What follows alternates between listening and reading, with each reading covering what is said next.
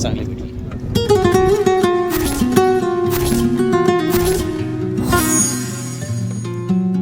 Start झालंय.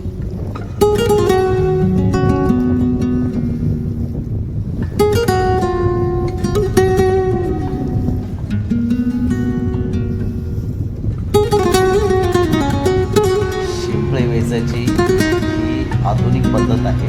ज्या ज्या वेळेला मी येतो त्यावेळेला हे लोक हाताने खरडवत असायचे. म्हटलं आज व्हिडिओ बनवून बघूया. तर हे बघा हाताने म्हणजे 5 बोटं त्याला एवढी मेहनत घालवते. ते बघा एक मस्त ही साईज चांगली एवढा लागलेला असते. हे बघा 5 बोटं. काकानं विचारलं काका हात दुखत नाही का, तर सवय झाली आणि त्यांचे हात एकदम स्ट्रॉंग झाले. म्हणजे शिंपळे बोलतो आपण त्याला. दोन्ही हाताने ते खरडवतात.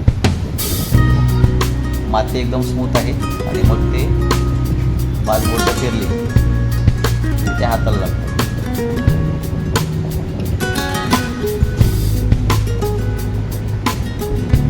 बाकी दळेच्या दळे बघा खरडवलेले आहेत.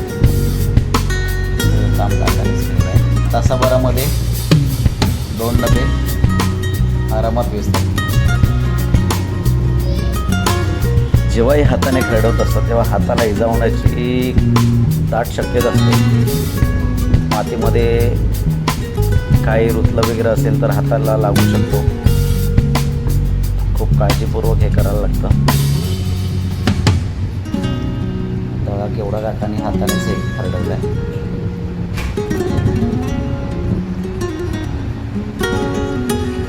हे असे वेचून टोपली छोट्या टोपलीमध्ये विकायला पण ठेवतात.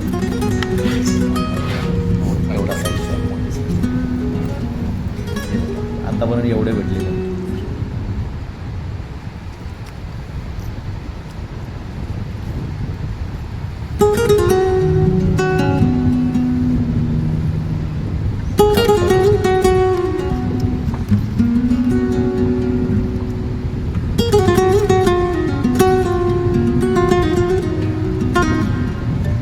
त्या लोकांना सवय झालेली आहे. आपण मुळे जे गावचे आहेत खाजणातले कांदा लागते ते आपण कोयतीने खरडवतो. आणि हे लोक ज्या शिंपळे आहेत म्हणजे ह्याला मुळे पण बोलतात.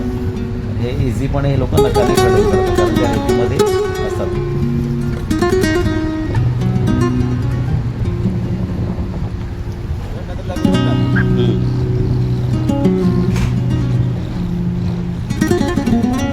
कशी 5 बोटं फिरवतात. 5 बोटांनी बघा कशी शिवलेलं आहे.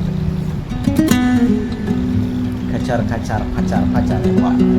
केवढा मोठा काढला. एक साईज अशा असतात.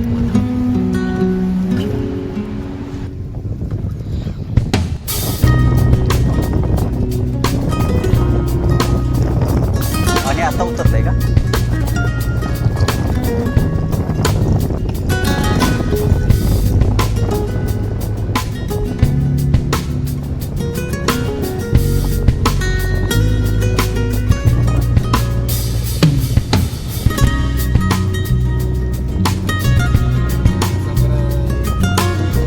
आहे मुळे काढायची ह्या लोकांची एक आधुनिक आणि पारंपरिक पद्धत आहे. रोज हे लोक कोण ना कोणतरी इथे येऊन असे या पद्धतीने शिंपळे